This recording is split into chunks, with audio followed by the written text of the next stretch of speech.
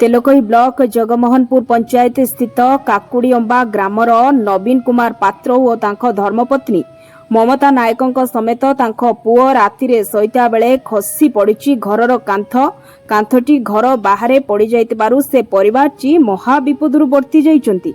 सूचना मुताबक नवीन कुमार पात्र जड़े दिन मजुरिया होइतिबारु निज परिवार चलई घरटी तैयारी करबा तांको पक्षे संभव होई पारु नाही। से रहुतबा घरटी बहुदिन पूर्वरु तांको बापा बनाइतिले, किंतु ए वर्ष दीर्घ 1.5 मास पाखापाखि हेबो वर्षा हेबारु माटी तरळी घरटीर कांथ भांगी खसी पड़िला। तेणु नवीन को परिवार और ग्रामवासी माने सरकार प्रशासन को निवेदन करिसेंति कि सरकार तांकु सरकारी सहायता जोगाई दियंतु। केन्दुझर तेलकोईरु अजित कुमार पलेई को रिपोर्ट, संस्कार न्यूज ओडिया।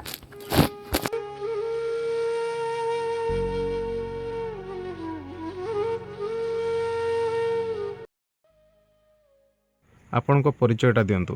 मो ना हची ममता नायक आ मो जो घर हची काकुड़ीअंबा आ देखंतु आज्ञा एई घरटा हमर मो ससुर बनैथिले आ मो स्वामी तो घर खंडे बनै पार नाहंती।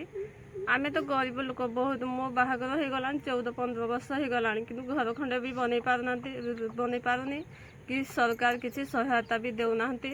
जते भी अप्लाई करले भी किसी भी होउनी आ कोन करबो आज्ञा आ आमको जो वर्षा पवन जो बात्यार देखुं 1.5 मास है बात्या लगी रही घर जो पानी पवन घरे ढुकी जाऊँगी कांथड़ा काली संध्या बेले कांथड़ा भांगीगला छेड़ी गाई आमे मनीष आमे भी शोइथिलु 3 जन मो छोट छुआ धरिकिना शोइथिली भांगीगला।